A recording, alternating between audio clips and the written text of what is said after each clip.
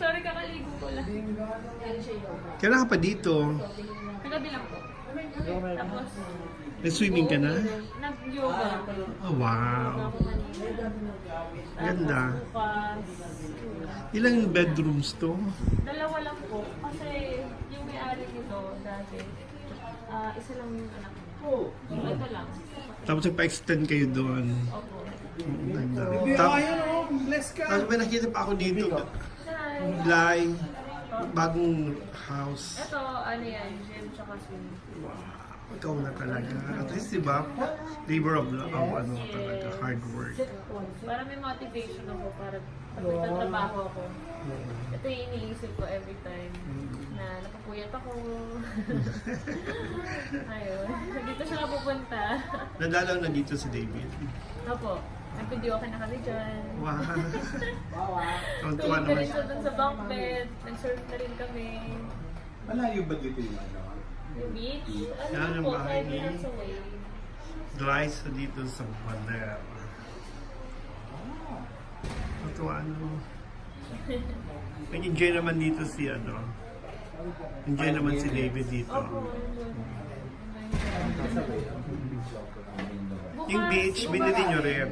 Yung beachfront or... Ay, hindi po. Ano lang, ito lang. Pupunta na. Iba po kasi kapag beach ko, mas mataas na yung Oo. bilig ko. Medyo malayo kapag kanilakad, so kailangan drive. Kahit po yung van. Ay, nakakapasok ako. Pa? Mga 5 minutes away. How often ka pupunta dito? Ngayon, parang every week nandito. Kung nandito lang ako 4 days ago. Kasi meron lang akong trabaho. May mga meetings ako sa Manila. Tapos pagdating dito, actually nagme-meeting pa rin ako.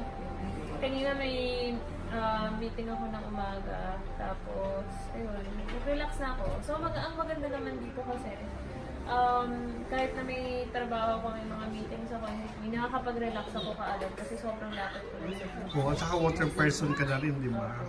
Well, ever since naman, kaso wala na akong masyadong time before dahil mas naging busy ako sa mga tapings. So, talagang kapag ka nakakapagdagat, bihirang-bihira. Ngayon, every week, sa dagat ako. Nag-leso kayo dyan ni David sa, ano, sa dagat.